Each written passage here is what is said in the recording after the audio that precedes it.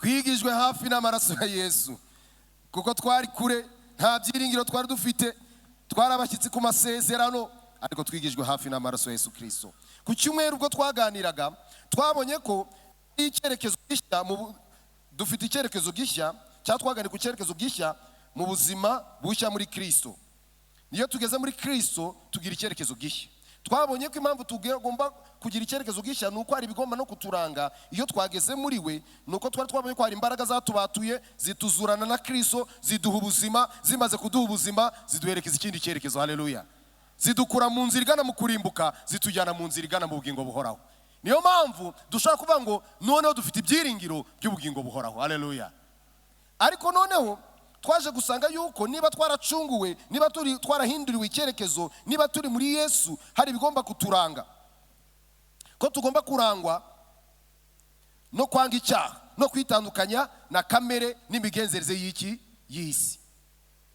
Tuza kubona ko kugira ngo imibereho yacu n'ubuzima bwacu bigaragaze ko twazuwe na Kristo, ko imbaraga ze zikorera muri twe, imibereho yacu, ubuzima bwacu bugomba kugaragaza Kristo. Utubonye akabona Kristo, utwumvishe akumva Kristo.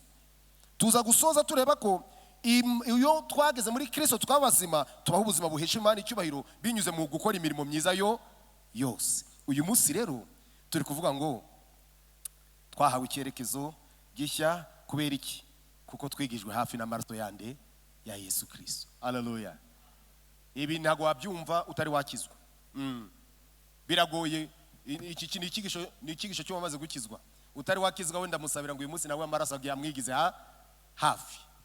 Hari umuririmbyi waririmbye agakorasi kera aravuga ngo baragowe abanyabyaha ngo bicare bazi ko bicaye hejuru y'umuriro. Kubera ko umuririmbyi yari amaze gusobanukirwa neza yuko nta ejo hazaza heza h'umunyabyaha, kuko ejo h'umunyabyaha ni ukurimbuka, ariko ejo heza h'umukristo ni ubugingo buhoraho. Haleluya. Iyo wigijwe hafi n'amaraso ya Yesu Kristo uranezerwa, kuko uzi ko yagukuye habi. Dusomye amagambo dusanze mu rwandiko Paul yandikiye Abefeso, twabonye ko ari itorero ryari riri ahantu haranzwe kugira ibigirwamana byinshi. Umujyi wa Efeso ni umujyi uri muri Turukiya, hageraho n'inyanja Mediterane, aho usanga uruhande rumwe uri muri Aziya, urundi ruhande Uburayi, urundi ruhande Afrika. Wari umujyi ukomeye cyane w'ubucuruzi, kuko abantu batuze ku migabane itatu byari byoroshye ko bagera muri Efeso. Haba umugabo rero witwa Dimitrio n'abandi bahita bakora business yo mu gihe cyabo yo gucuruza ibigirwamana. Baravuze ngo batunzwe n'uwo mwuga wari ubatunze. N'uyu munsi hari abantu batunzwe no gucuruza Imana, hari Imana abantu bacuruza, hari amasengesho abantu bacuruza, ariko abegejwe hafi n'amaraso ya Kristo ntacyo tugura. Haleluya. Ntacyo tugura. Ntago tugura amasengesho, ahubwo niyo dutanga, niyo dufasha. Ntago tubikora kuko abantu batubone, tubikora kuko tuzi uwo tubikorera, ko ari umwami w'abami Kristo. Haleluya.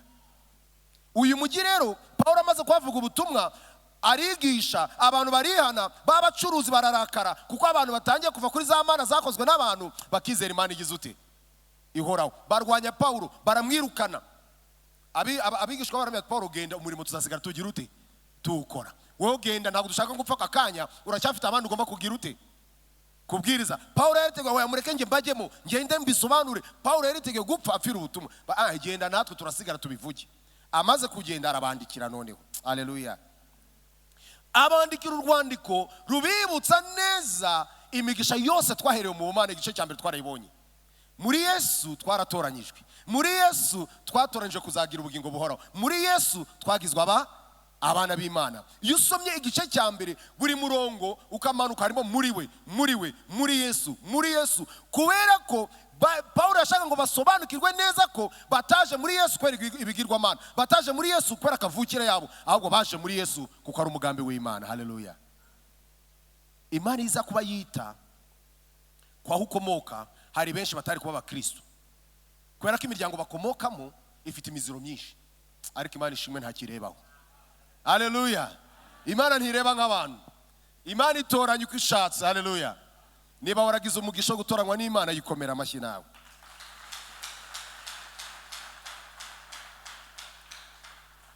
Maze mu gice cya kabiri yasoje igice cya mbere avuga imbaraga zazuye Kristo, agera mu gice cya kabiri agaragaza ko izo mbaraga zikorana no muri twe natwe. None hano muri mirongo ari kutwereka yuko izo mbaraga zazuye Kristo zatumye ya maraso yamena ku musaraba. Ayo maraso natwe yatwegeje hafi, kandi twari turi kure y'Imana. Atwigiza hafi, natwe twitwa abana b'Imana. Tuba ubwoko tutari ubwoko. Haleluya. Tugira izina nta zina twari dufite. Tugira agaciro kuko twahagarariye umunsi tugasoma Bibiliya tukavuga ijambo ry'Imana. Kandi no mu Bisirayeli na n'uyu munsi ntabwo Abisirayeli bose bemererwa gukora kuri Bibiliya keretse abatambyi bonyine, ariko uyu munsi dufite ijambo ry'Imana. Burara kuba umukristo adatunga Bibiliya ntazi igihombo bafite. Umugabo witwa Pastor Steven wigeze kuva muri Canada yaratubwirije, atubwira amateka. Hari umugabo wa mbere wahinduye Bibiliya mu Cyongereza, baramutwitse bamutwika ku manywa y'ihangwe izuba riva, azira ko yahinduye Bibiliya akayikora mu Kilatini akayishyira mu Cyongereza kugira ngo abantu bayisome. Hari abantu bakubiswe, hari abantu bishwe, hari abantu batwitswe bazira ijambo ry'Imana. None uyu munsi twe turarifite, ugasanga turi kuri kerensa, turugenda uko dushaka. Abo bari kerensa ntabwo bari bigizwa hafi. Warigijwe hafi n'amara Yesu Kristo, wamenya agaciro k'ijambo ry'Imana. Pawulo amaze kuvuga byose 11 ariho twasomye ngo nuko mwibuke yuko kera mwebwe abanyamahanga ku mubiri. Abanyamahanga kuki? Ku mubiri. Abanyarwanda twari abanyamahanga ku mubiri. Abo abakebwe aribo Bisirayeli n'intoki ku mubiri bitaga batarakebwe.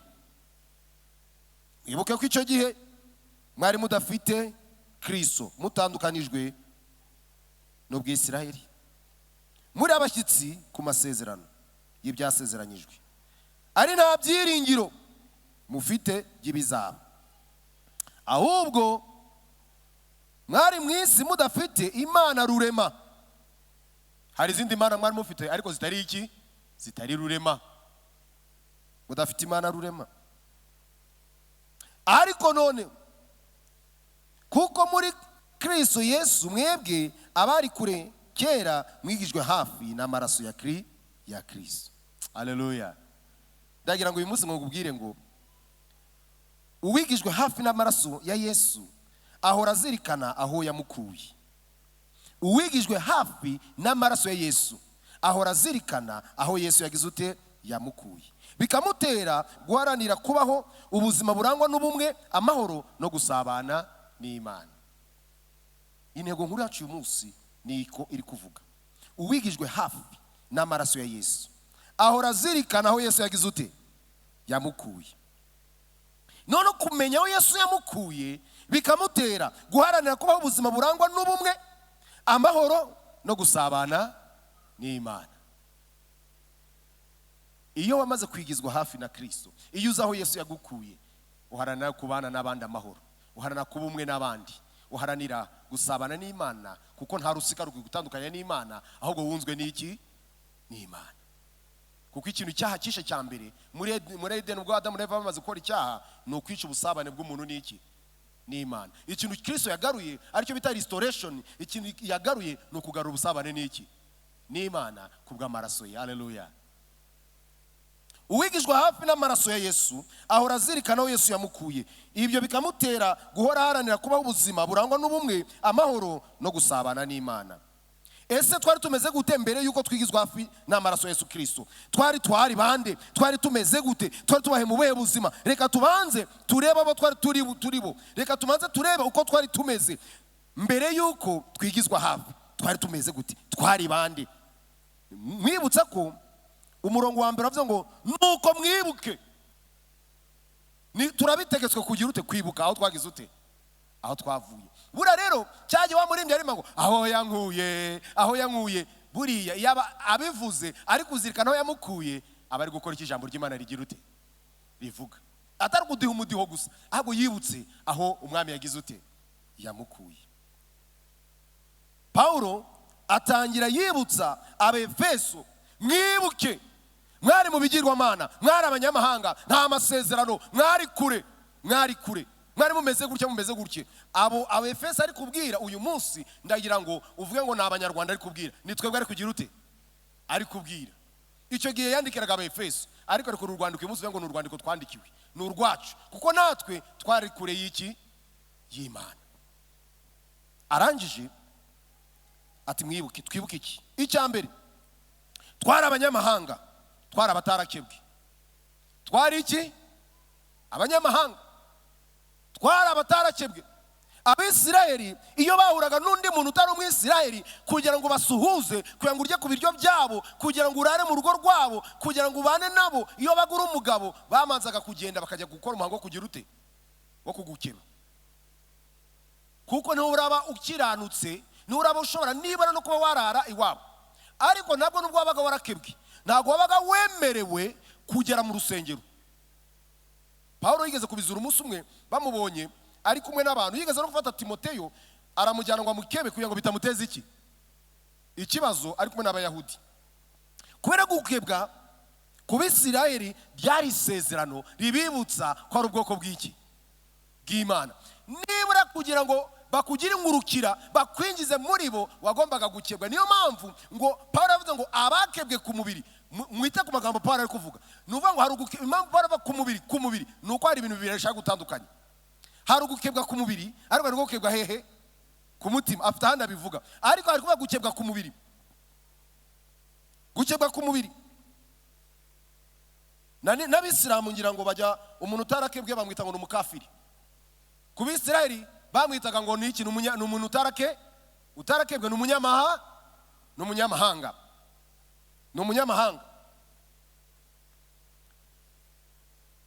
Hari amagambo menshi yagiye akoreshwa, ni umupagani, ni umunyamahanga. Abaromani ari cyageza abantu bo mu misozi n'iki babita ngo n'ababaribari, Abafaransa ngo ni motanyari n'iki. Hari amagambo yakoreshwa ari pejorative yo kuninura abantu batari ubwoko bw'Imana. Murabo natwe twari turimo, twari kure, twari abantu batakebwe, ntabwo twari Abisirayeli. Ku murongo wa 11 urabibona ngo nuko mwibuke yuko kera mwebwe abanyamahanga ku mubiri twari abanyamahanga. Abo bakebwe bitaga abatagize ute, abatarakebwe. Kabiri hageza twibutse ikindi twari tudafite Kristo. Twari tudafite ndi Kristo. Reka mwibiri banga niba udasoma Bibiliya. Abisirayeli batunze Kristo mbere yuko avuka. Bo batunze Kristo mbere yuko avuka. Niyo mpamvu Dawidi yaravuze ngo nabonye ngo umwami wanjye agira ute, avuga ngo icara iburyo. Na Yesu arabivuga, Dawidi yabivuze Yesu ataragira ute, atarabaho. Pawulo arabisobanura ngo niyo mpamvu Aburahamu yabwiye ngo urubyaro rwawe ngo muri wowe ni amahanga yose azagira ute. Arangije avuga ngo urubyaro rwawe, ngo niyo mpamvu atavuze imbyaro, urubyaro yavugaga ninde, ni Kristo. Haleluya. Isaka ajya gutambwa yashushanyaga nde, Kristo. Muri Edeni Yesu avuga ngo nzashyira urwango hagati y'umugore n'iki, n'inzoka, yavugaga nde, Kristo. Ku Bisirayeli Kristo baramutunze. Aburahamu yahaye icya 10 nde, bisobanura ngo iki, ni Yesu yagihaye. Batunze Kristo na mbere yuko Kristo agira ute, abaho. Ariko twebwe tumumenyeje bundi, aruko abantu bavuye iyo hirya no hino bakaza kubwiriza ubutumwa mu kumbi habaye umwami w'abami Kristo.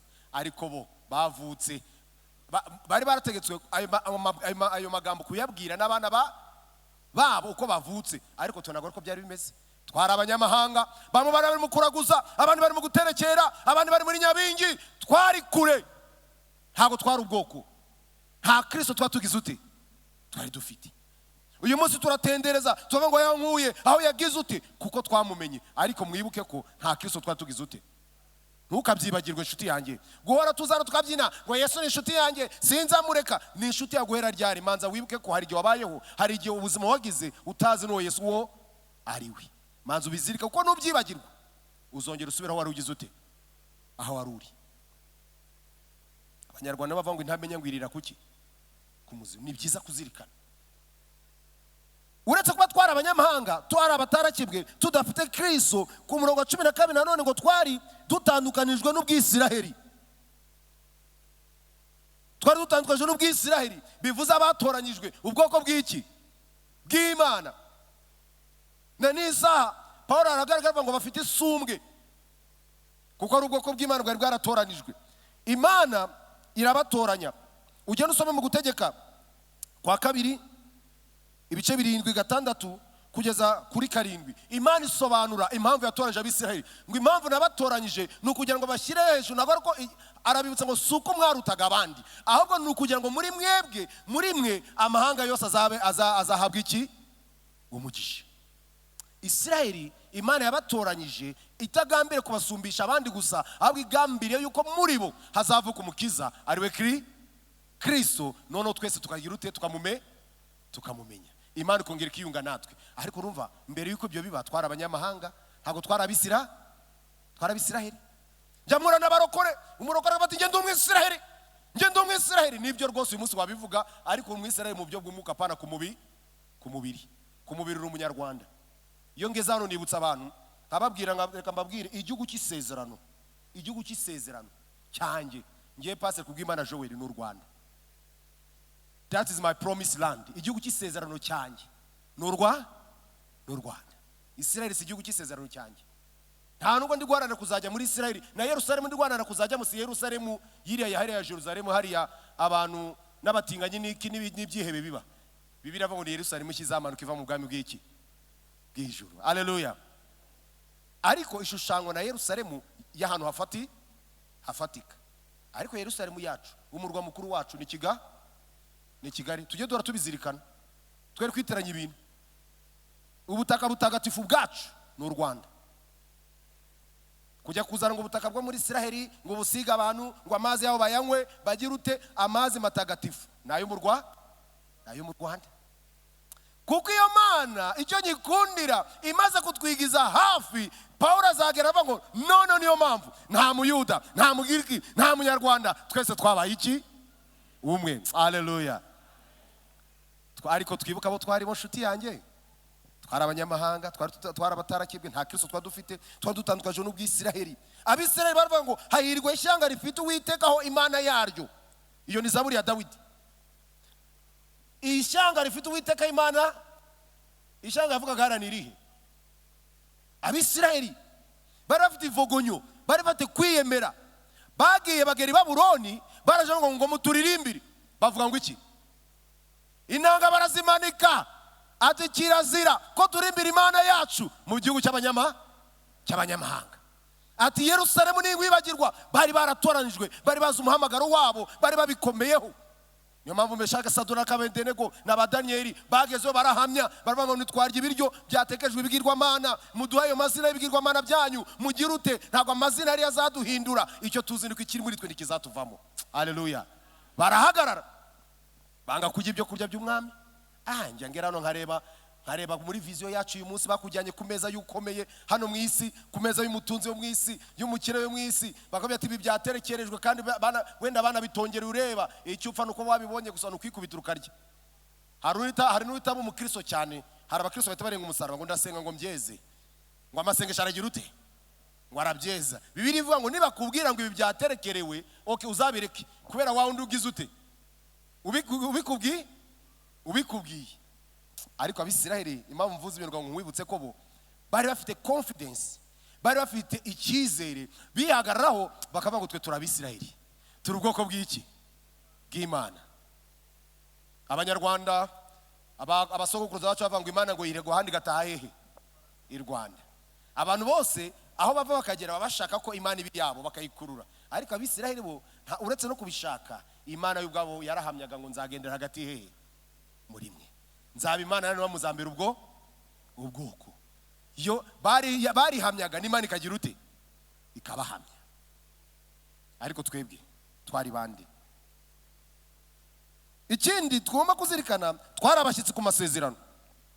Imana itanga amasezerano haba mu itangiriro, haba ibwira Aburahamu ati va mu gihugu cy'iwanyu cy'Abahuriya Abakarudaya ugende nzakugira ubwoko bukomeye.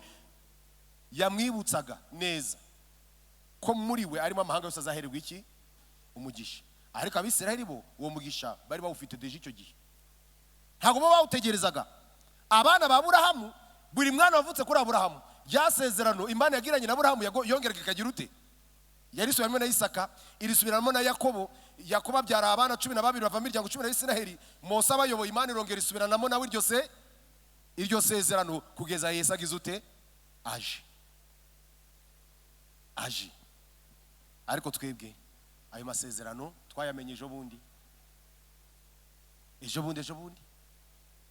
mu gihumbi za magana za 89 gutya abazungu bambere bageze mu Rwanda za 900 niho twamenye ngo Kristo habaye umwami witwa Kristo. Bamwe birabacanga umwami wo mu Rwanda witwa Musinga kugira ngo banamuce bamukureho ababirigi ariko babifashwemo na kiliziya nuko ariko yari yanze kwakira Kristo. Ababwira ati dufite imana, dufite ryangombe, dufite nyiraryangombe, tisinzi ibyo muri kugira ute muri kumbwira.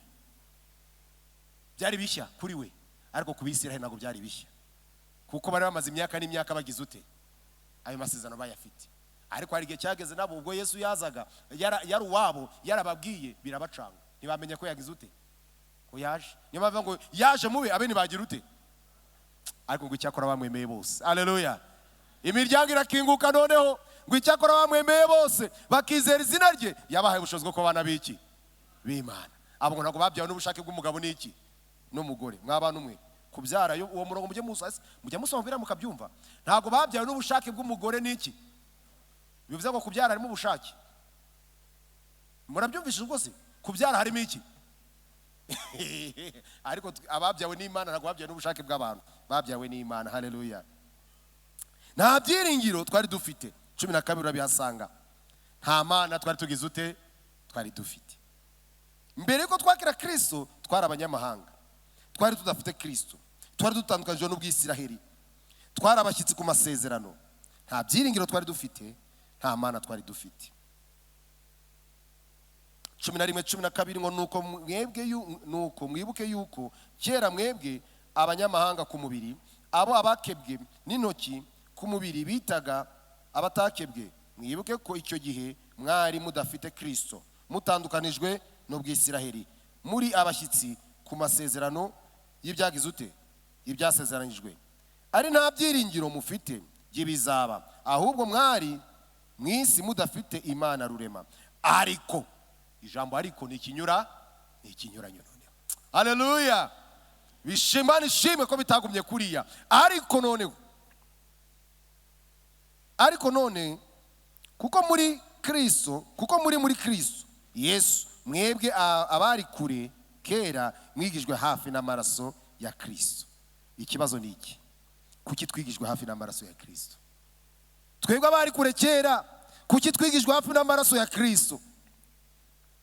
Hari ibintu bitatu tugiye kureba muri iyi mirongo dusigaje kugira ngo tumenye impamvu twigijwe hafi. Ntabwo Imana yapfuye kutwigiza hafi gusa, ahubwo hari icyateye Imana kutwigiza hafi muri Kristo Yesu. Icya mbere ni ukugira ngo tube umwe, cyangwa se tugire ubumwe. Tube umwe tubonera muri Kristo Yesu. Ni ukugira ngo ubumwe tubonera muri Kristo Yesu bukureho urwango. Impamvu twigijwe hafi ni ukugira ngo ubumwe tubonera muri Kristo Yesu bukureho urwango. Soma umurongo wa 13 wumve n'uwa 14. Ariko none kuko muri Kristo Yesu, mwebwe abari kure mwigijwe hafi n'amaraso ya Kristo. Uwo niwe mahoro yacu, kuko yahinduye twebwe ababiri. Twebwe abaki ababiri kuba abari gusoma yira twebwe. Paulo ari kuvuga ni bande? Paulo ari kuvuga twe. Paulo ari kuvuga nk'Umuyahudi, Abefeso nk'abanyamahanga. Twebwe Abisiraheli, twebwe Abayahudi, nono namwe Abefeso, Imana yaduhinduye iki umwe. Haleluya. Ariko bikore muri Kristo. Kuko yahinduye twebwe ababiri kuba umwe, akuyeho ubwanzi aribwo rusika rwari hagati yacu, rugirute rutugabanya. Oh haleluya. Niba Imana yaragukuye kure ikagukuriyaho urwango n'iki, reka tuyikomera amashyi. Imana yagize neza. Aya magambo Yesu ari kubwira, Paulo ari kubwira Abefeso, byagora kuyumva utagiye mu gihe cya Paulo. Mu gihe cya Paulo Abisiraheli bari ubwoko kugeza n'Abaromani ubwo bagizaga kubakoloniza. Abaromani bakoloniza Abisiraheli, Abisiraheli bagumanye umwami wabo, bagumanye idini ryabo, bagumanye abatambyi babo. Yewe na Herode bamuzanira Pilato, bamuzanira Yesu ngo amucire urubanza, yarabyumvisha abateko ndumva ari by'abayahudi mumujyane kwa Herode umwami wanyu.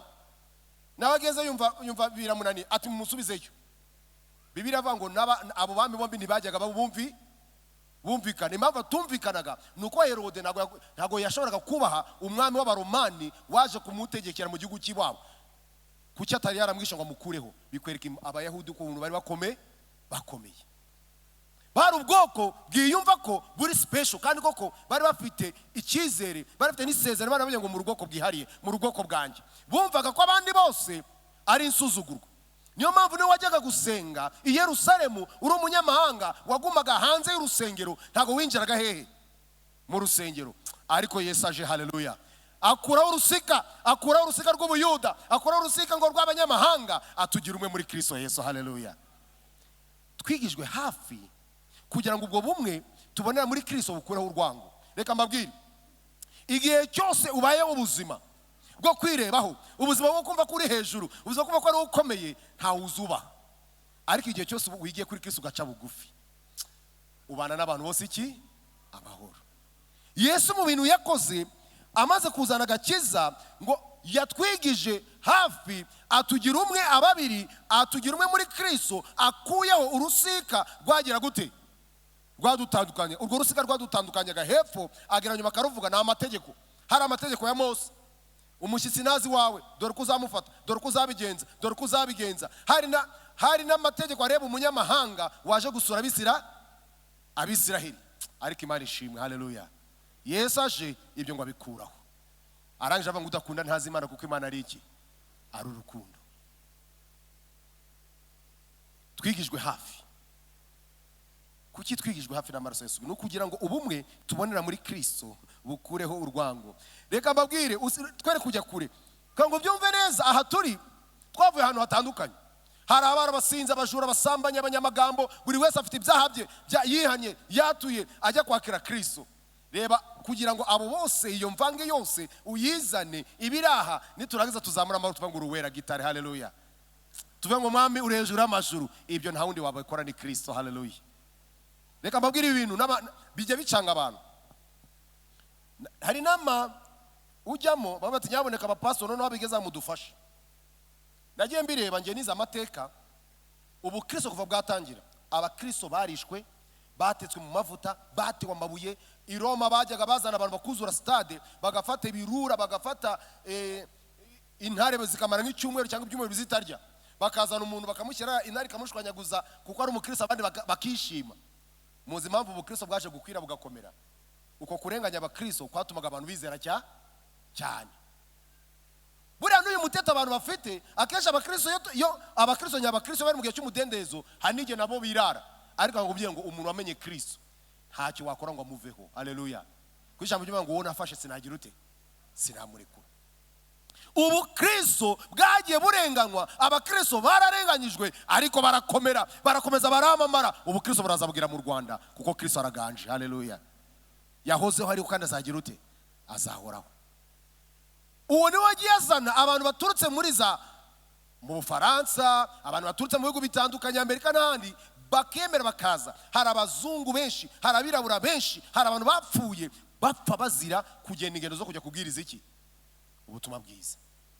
Umuntu akavuga ati ndava mu Bwongereza, ndava muri Amerika, ndava i Burayi, ndava hehe. Uwo muri Afrika akavuga ati nanjye ndagutwaza igikapu, ishyamba turarinyuramo, intare wenda niziturya, nibashaka batwice. Ariko turamamaza ubutumwa bwiza bwa Kristo, kuko ubwo butumwa nibabumenya bazava nabo kure, Imana izabakoranya ibazane tube ishyanga rimwe. Reka mbabwire, twari kure ariko twigijwe hafi, ubu twabaye umwe, haleluya. Niyo mpamvu ubu bumwe iyo bumaze kuza bukuraho urwango. Ese hagati muri twebwe haba hari abantu bagifite urwango? Niba ugifite urwango, Kristo ntari hehe? Ntari muri wowe. Niba ufite abantu wanga, nge urandamwanga, urasimukunda, nuko Kristo atari muri wowe. Kuko Kristo yageze muri wowe aguhuza n'abandi, haleluya. Umurimbyi nawe ararima ngo turashima Imana yatugize umwe. Turashima Imana yatugize umwe, nyamara ku bwacu ntitwari kumenyana. None si bene data, uretse ko ibintu by'Imana tubikerensa, twari guhurira hehe tudahujwe na Kristo? Hari abahurira mu mashuri, abahurira mu tubari, ariko hano ho twahujwe n'amaraso yande ya Yesu. Haleluya! Twahujwe n'amaraso ya Yesu. Umwami w'abami nashimwe. Ayo maraso yaratuzanye, aratweza, adukuraho ibyaha, adukuraho umwenda wa kera, adukuraho amateka ya kera. Twarababariwe. Haleluya! Reka nkubwirana n'isaha, ushobora kuba ugifite ibyo urwana nabyo, ushobora kuba ufite ibyo ugendana nabyo. Niba urwana nabyo, nuko uzi ko hari aho uri kuva naho uri kugira ute. Ntago warwana n'icyo utari kwiyaka. Komeza urwane urugamba rwiza rwo kwizera. Rwaniyo ntambara ukiranuka. Ariko icyambere cyatumye twigizwa hafi ni ukugira ngo ubu bumwe tubonera muri Kristo Yesu bukureho urwango, bukureho amacakubiri, bukureho amoko. Oya, turi muri Kristo Yesu. Turi mu bihe usanga abantu muri bo bafite amacakubiri yabarenze, ariko rwambuye niba warakijijwe ukaba uri muri Yesu. Yesu yatugize umwe. Abanyarwanda dufite amateka atuma rimwe na rimwe tugira n'uburyarya. Ugasanga mu muntu harimo ubuhutu, harimo ubututsi, harimo ubutwa, ariko arabihisha, akigira indyarya, akihishira. Ariko nkubwire niba warakijijwe iyo mipaka yirenge. Ndagura ngo usenge isengesho rya Yabesi, uvuge ngo Mana, ntago mama yanyise Yabesi ngo kuko nyaboneka mujye mumenya amazina. Meruka kumva umuntu bamubajije impamvu yise umwana Yabesi, ngo nuko ngo Yabesi bisobanura ngo kwagurirwa imbago. Nicyo bivuze? Oya, Yabesi bisobanura ngo data mama yambyaranye iki? Agahinda. Yabesi muri make Yabesi bivuze gahinda. Ni gahinda.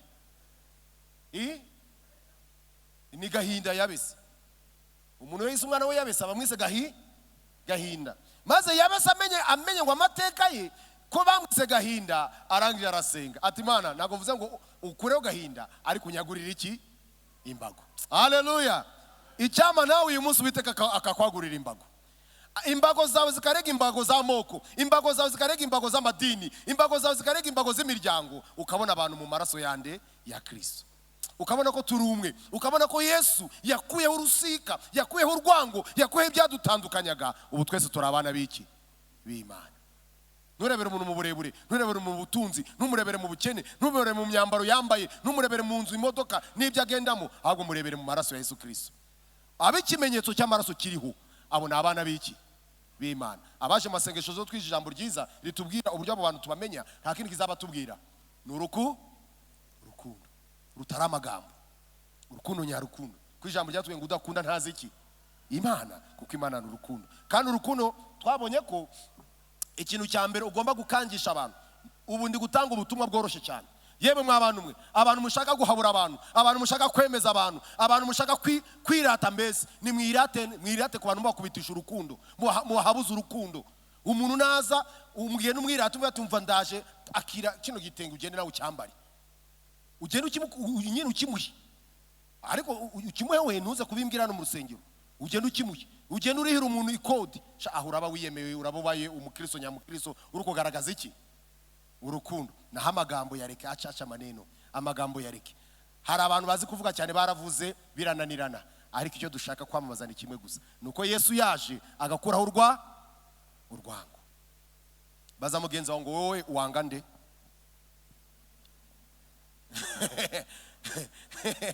Yamukubwiye, yakubwiye yanga. Mubwire rero, mubwire ngo niba uri muri Kristo mubabarire, kuko ubwo ntabwo wari wageramo neza.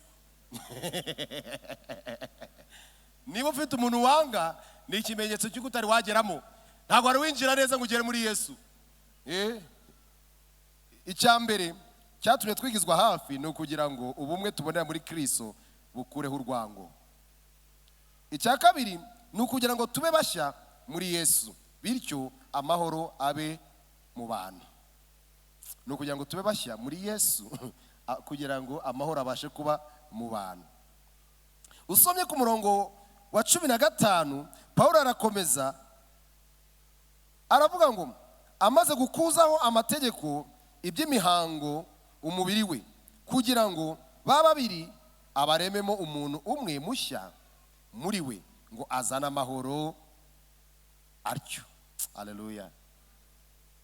Yesu yatanze umubiri we, Yesu yemeye gupfa. Pawulo avuga ati muri make abakorosayi Abefeso mwe, Yesu yemeye gupfa kugira ngo abayuda, abagereki, abo muri Efeso, abanyarwanda atugire umwe. Ariko ntabwo ari kutugira umwe gusa, ntabwo ari kuzana ubumwe hagati muri twebwe gusa, ni no kugira ngo atuzanire amahoro. Ariko ayo mahoro azabaho ariko twabaye bashya. Niba wararwanaga, niba waratukanaga, niba wari gashoza ntambara, iyo wageze muri Kristo icyaremwe gishya. Haleluya. Waba icyaremwe gishya, muri karitsa amahoro bakagira ute? Bakayagira. Narabwiye ubushize ngo icyo gihe no mu nzu n'imbeba niba zihari zirabimenya, zikavuga ati uru rugo rwajemo amahoro, kuko Kristo yagize ute? Yarugezemo. Haleluya. Twigijwe hafi n'amaraso ya Yesu Kristo kugira ngo tube bashya. Nitumara kuba bashya, amahoro abe mu bantu. Haleluya. Igihe cyose muri kubona abantu bari kwicana, abantu bari kurogana, abantu bari gutukana, abantu bari kurwana, nuko ariko abantu batari bagira ute? Batari bahinduka. Abantu ntabwo baba bashya, ntabwo baba bashya. Ari umukristo reka kunyandikira yababaye cyane, ariko kunyereka ngo amagambo bari kugenda bari kutuka abakristo. Nagije naramwandika ati mubabarira waracyafite ishyari, ntabwo yari yakizwa nubwo urukumva ari mu idini. Ngo kandi ko asenga, ngo kandi ko ari ikizi. Kuba umuntu asenga, narabwiye ejo, kuba umuntu asenga, kuba umuntu ahanura. Pawulo yavuze ngo nubwo navuga indimi z'abantu n'iziki, n'iz'abamarayika, nubwo nakwita ngo ngo ntwikwe, nubwo nazura abapfuye, nubwo nahanura, ariko nta rukundo, byose ni iki? Ni ubusa. Ntabwo ko umuntu asenga, ko umuntu abwiriza, ko umuntu ari guhanura, ko umuntu yakubwiye ibyawe, ntabwo ari byo bimwita umukristo. Bireba imbuto ziwe. Ikibazo abantu dufite, twe twumva ibyo avuze, tureba ibyo ariko Bibiliya avuga ngo muzitegereza abo bantu, muzabamenyera kuki? Ku mbuto zabo. Imbuto zacu nizo zagaragaza abo turi bo. Kuza ngabye ngo ndi umukristo rero, nge narakijijwe maze imyaka 30 nkijijwe, ibyo ntacyo bimaze. Iyo myaka 30 yawukijijwe tuzayibwirwa n'imirimo n'imibereho yawe. Ese wabaye icyaremwe gishya? Warahindutse. Abantu bagutangira ubuhamya, wari umurwanyi, wari umunyamagambo, wari umusinzi, wari umusambanyi, wari umujura. Ese wabaye mushya? Nuba mushya, amahoro azagira ute? Azaboneka mu bantu. Twigijwe hafi n'amaraso ya Yesu Kristo kugira ngo tube bashya. Haleluya. Nitumara kuba bashya, amahoro abe mu bantu. Maze Yesu amaze kuvuka, marayika aramanuka ngo abonekera abungeri, ngo bararirimba, baza kurimba ati hozana hozana amahoro abe muki? Mu bantu. Ntabwo amahoro azigera aba mu bantu badafite Kristo. Niyo mpamvu nabibutsa umuntu ngo baragoba abanyabyaha bicare bazi ko bicaye hejuru y'iki. Nshuti yanjye, niba uri hano udafite Kristo, niba uri hano ufite Kristo ku munwa, utari wahinduka mushya, ndagira ngo ubwire ngo umwakire umwami n'umukiza wawe. Uyu munsi utera intambwe yo kwakira Yesu ube mushya, kuko nutaba mushya, urugo rwawe, abagukomokaho, abo muturanye, aho ukora, uzababera yona, nta mahoro bazagira. Amahoro azaba mu rugo rwawe, amahoro azaba mu kazi kawe, amahoro azaba igihe cyose wabaye mushya muri Kristo Yesu. Hanze ya Kristo nta mahoro ahari. Niba mubihakana, mugende murebe isi ukuntu imeze. Reka mbabwirire ijambo ry'Imana impamvu nge nemera Bibiliya. Ngewe nize filozofi nagize ute nabanye n'abantu bahakana Imana, nemera Bibiliya 100%. Nta kintu na kimwe Bibiliya ivuga kitaba. Bibiliya yavuze ngo hazaba ngo urwango, ngo urukundo ruzakonja, ngo umwanzi w'umuntu azaba mu rugo rwe. Genda ubirebe uyu munsi. Mwene data umuheruka kujya ku rukiko arazarambwiye ati nabonye imanza ziri kuba gusa ari imanza zabari gutandukana. Nizo manza zuzuye. Babandi baza hano bati sheri nzavana nawe paka iki.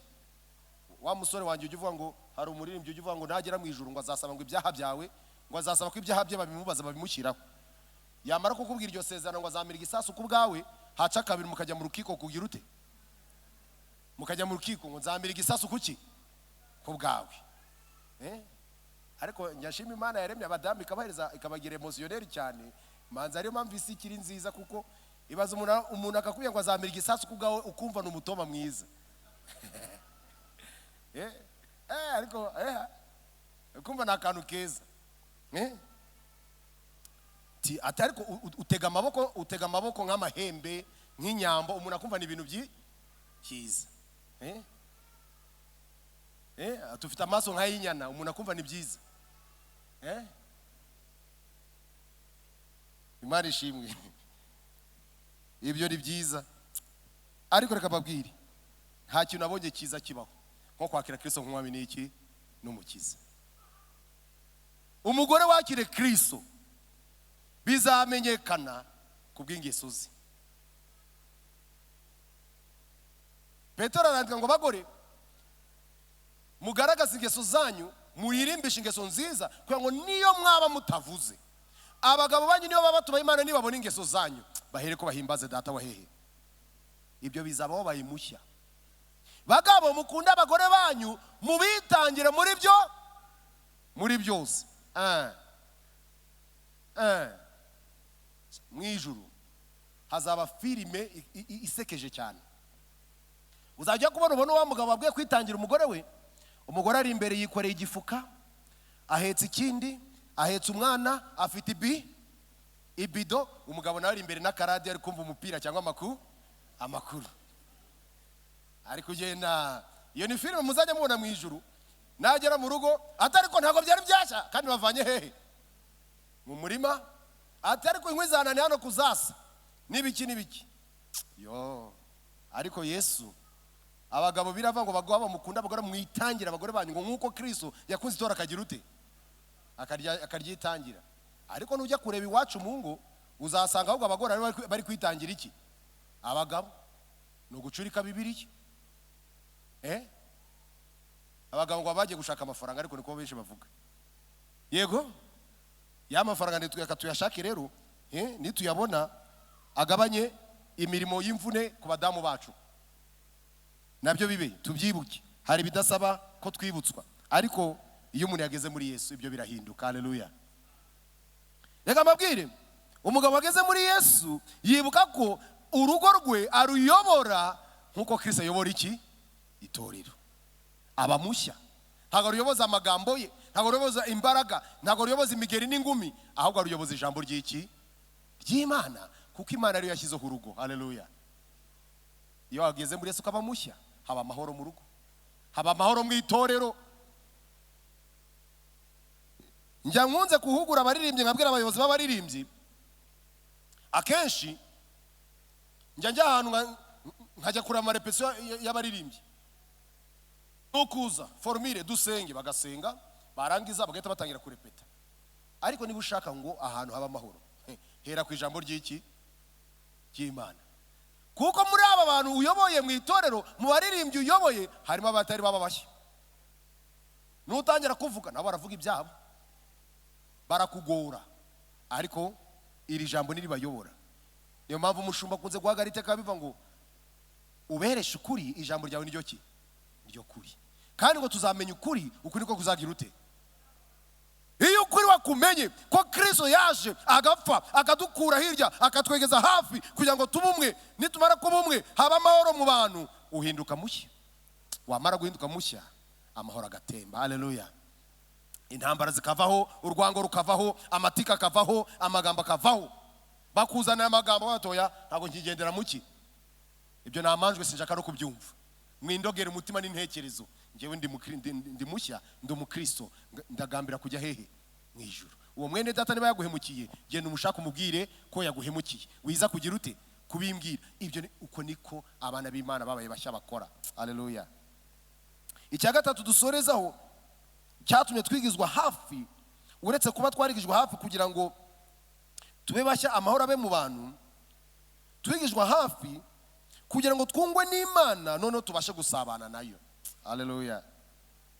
Iki ni ikintu gikomeye cyane umukristo wese yagombye guhora yishimira, ko yari kure atari kumwe n'Imana, ariko amaraso ya Kristo amwigiza hafi y'iki y'Imana. Ku murongo wa 16 Paulo arandika ngo kandi ngo bombi abagire umubiri umwe, abungishe n'Imana umusaraba, awicishije bwa bwanzi. Haleluya. Inshuro Paulo avuze urwango, nureba neza urasanga abigaragaje inshuro zigana muri 3. Inshuro avuze umwe azifuza nk'inshuro 3. Inshuro avuze Kristo urasanga ari inshuro 3. Aya magambo yagiye ayasubiramo kubera ko ikintu cyitwa urwango kirimo nabihwanye na Satani. Ubundi umuntu ugira urwango, uwo muntu ni Satani, kuko Satani niwe wangana. umuntu ugira urukundo uwo muntu ni Imana, kuko Imana ni iki? Ni urukundo. Wijya no mu zindi mpaka, abe yarakwiciye, abe yarakurogeye, abe yaragutwaye umugabo, abe yaragize ute, nta burenganzira ufite bwo kwanga umuntu niba warageze muri Yesu. Ati pastor ukwivugisha nibyo urukwivugisha, ibyo nibyo ndi kukubwira ni ukuri. kandi buretse ko ibyo ndashima Imana ko yabimishuriye. Sinshobora kuzibagirwa ijoro rimwe muri 90 isengesho nasenze 97 hafi n'8 gutyo, bamaze kudutera grenade mu rugo, numva byose ari cwe mu mutwe wanjye, hazamo ko ari ngenge nyine usigaye. Ndasenga Mana ngo bari ngenge nyine usigaye nzagukorera ubuzima bwanjye bwose. Umubyeyi wanjye yaranyumva, baramamagaye ati bitu turimo, ati ndi muzima. Ntago natekereje ngo uyu muntu aragapfa, ntago natekereje ngo natekereje ko nzakorera iki? Imana. Njashima Imana yatumye nkabaho ubuzima bugira urwango. Nta kindi kibishobora, ni Kristo. Abapasiteri tuganira n'abantu benshi, ukaganira n'umuntu ati ngewe sinzamubabarira nubwo yateka, nubwo oya pasa oya ibyo ntukabyo, ngewe sinzagira ute sinzamubabarira. Ariko si nujya muri Bibiliya uzasanga urusha Stefano none wababariye ari guterwa amabuye. Ariko hari ibintu abantu bivugishwa, reba amahoko yose yafashe amakoro iri kugira ute, iri kugutera. Nawe ngo mbonye ijuru rikingutse, ngo mbonye Imana, bakarushaho gutera cyane. Ati Imana babare koko batazi icyo bagira ute. Uyu muntu aba yarahindutse mushya. Haleluya. Hari ahandi aba yarageze, hari izindi mbaraga zishoboza abizera. Mwene data utari wagira Kristo ntago wabasha kubabarira. Urwango rumunga abantu. Umusore agasaza kwera urwango. Umuntu akagenda akamungwa, isura igahombana kubera iki? Urwango. Ariko umunsi Yesu yageze muri wowe. Haleluya. Hari abantu babaho ukajya wifuza ngo amenyo ye asa gute, ameze gute, bahora yava ngo yanasitse amenyo ntagaragara. Ariko Yesu yageze muri wowe uramwenyura. Haleluya. Kuko Yesu atanga ibyishimo, Yesu atanga amahoro. Twigijwe hafi n'amaraso Yesu Kristo kugira ngo ubumwe tubonera muri we bukureho urwango. Twigijwe hafi n'amaraso Yesu Kristo kugira ngo muri Yesu tube bashya, nitumara kuba bashya amahoro asagane. Tutari twaba bashya nta mahoro azabaho. Twigijwe hafi kugira ngo twungwe n'Imana. Kubera iki? Itangiriro mu bice bitatu nuhagera uraza gusanga icyaha kinjira hehe? Mwisi. Yusomye ngo igice cya mbere cy'itangiriro, igice cya kabiri ubona ubuzima buri parfait, ubona ubuzima tuzabamo mu ijuru. Ngo Imana yagiza mu mafu ya nimunsi kuganira na Adamu na Eva, bagasabana nayo, bakaganira, bakagirana ikiganiro n'Imana. Umunsi bakoze icyaha ngo bumva imirindi witeka bagira ute? Barihisha. Adamu na Eva muri hehe? Mbere barayumvaga bakaza biruka nk'umwana ubonye umubyeyi ugize ute uje. Ariko naho umubyeyi mwiza, kuko hari umubyeyi utabana none bakihisha. Ariko umubyeyi mwiza atashye abana baranezerwa. Maze Adamu na Eva maze gukora icyaha, bumvisha Imana barihisha. Izo ngaruka natwe ziturona n'isa. Iyo uri kure y'Imana, iyo utari wakirira Kristo ngo akwegeze hafi, niko bumeze. Uhora mu kwihishahisha, mu kwihishahisha. Ariko reka mbabwire, Satani ni umugome. Niyo mpamvu abantu bamukunda, abantu bamukorera, sinzi impamvu, ariko se babibwirwa niki ntawe ababwiye Yesu atabamurikiye koko.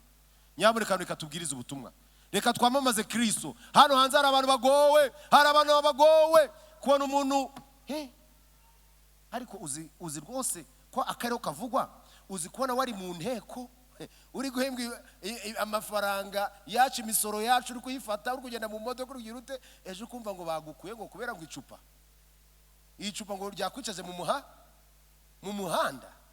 Ariko uwumva Satani kunahemba, uboneye Satani.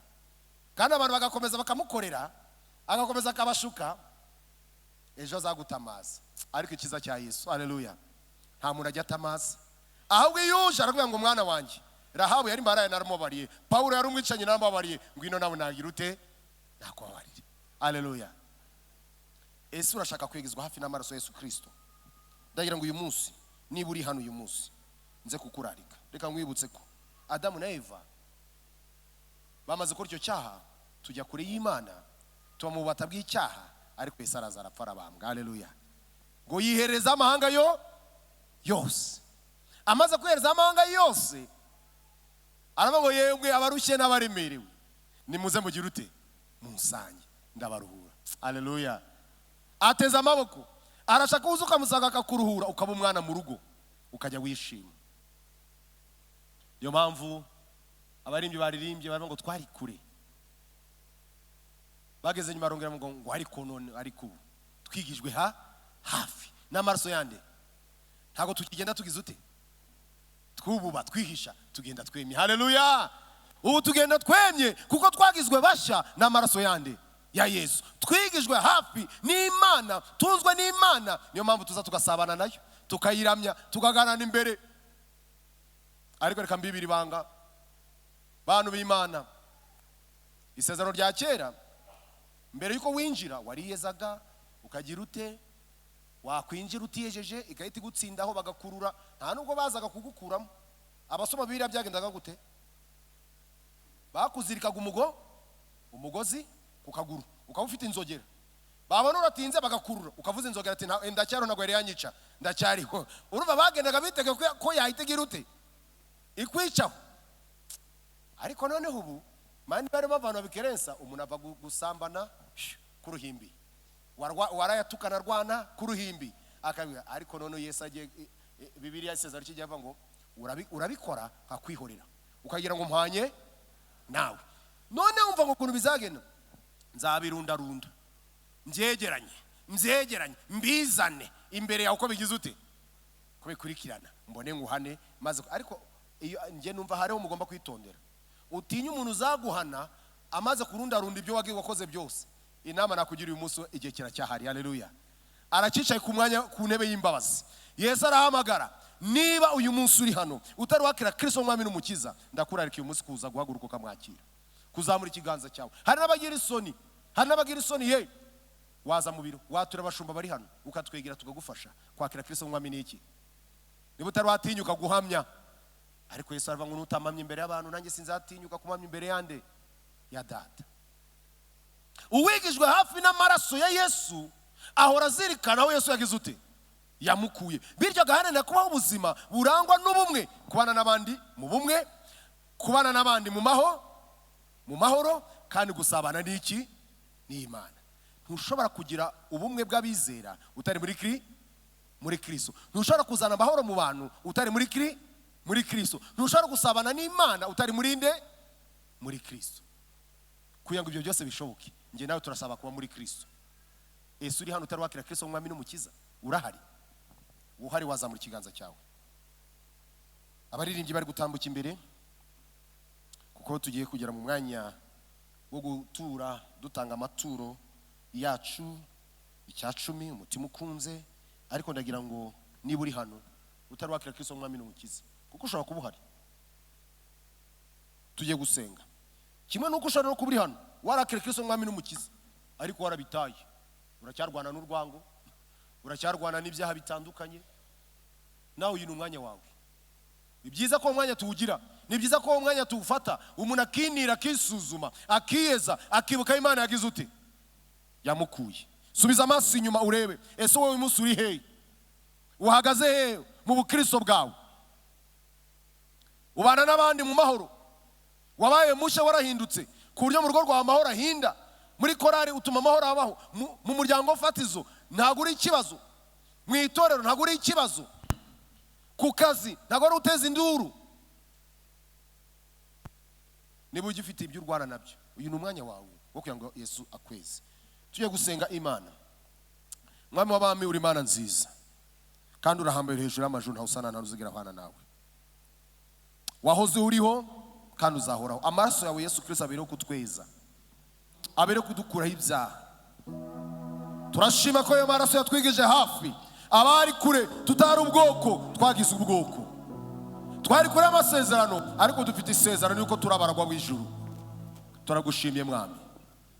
tugushimye amaraso yawe yatwejejeho ibyaha, ukaba utakitubara nk'abanyamahanga, ukaba natwe ubu twarakebwe mu mutima, tukaba twarahindutse ubwoko bwawe. Kuko abakwemeye bose bakizera izina ryawe, abo bahawe ubushobozi bwo kuba abana bawe. Kandi natwe twarakwizeye, turagushima mwami ko waduhinduye abana bawe. Watwigije hafi mwami mwiza, kubw'impamvu dushoboze gusohoza impamvu watwigije hafi. Reka ubumwe bw'abizera budushoboze kurwanya urwango Satani ateza mu bantu. Ubumwe bw'abizera rukure insika zitandukanye ziri gutandukanya abantu.